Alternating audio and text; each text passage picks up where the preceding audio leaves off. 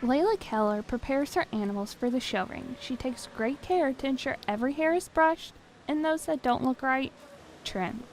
For Keller, the Louisiana Farm Bureau Young Farmers and Ranchers Youth Livestock Show is always on her schedule. I enjoy this event a lot because my parents are really involved at YF&R and in Farm Bureau, so we know a lot of people from all around the state, and it gives us a chance to show them what we do when they're not around us, because most of them live up north compared to us who we live all the way down south. So we kind of get to meet up with them every once in a while, and it's kind of nice to catch up with them. The young farmers and ranchers who volunteered at this event used the time to catch these young people up on what Farm Bureau has to offer, says YF&R Committee Chair Vincent Canatella.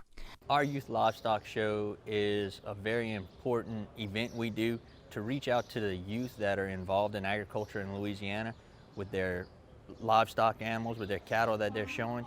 It lets us get exposure to them, say, hey, we're part of the Louisiana Farm Bureau. This is a section of the organization that you can get involved with, and it just gives us exposure to reach out to them, kind of add to the education for them. This event did not happen for 2 years due to the COVID-19 pandemic. Canatella is glad it's back.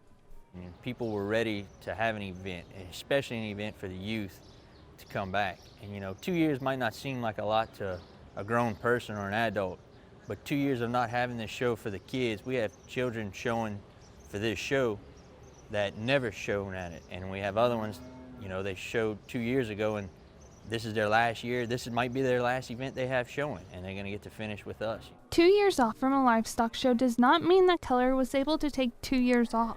Her cattle need care daily, and she says that's where the real lessons are learned. It teaches you a lot of responsibility, even from a young age, because there's a lot of people these days who just want to sit on their couch and not do nothing. But when you get with these animals, you have to work with them, and if you don't, then it shows when you go in showmanship and all.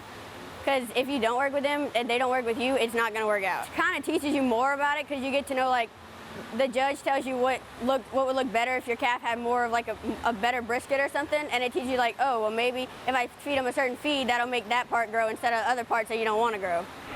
If you would like to download pictures from this show or learn more about next year's show, you can visit us on our website at twilatv.org. And I have to say, Avery, it was great being back in the show ring, even if it was behind camera, seeing those kids and everything. You looked so comfortable in there because I was out there at the livestock show as well. What is it that makes a good photograph of a show animal? Because we had people comment on Facebook just what a great job you did. Yes. It just kind of depends.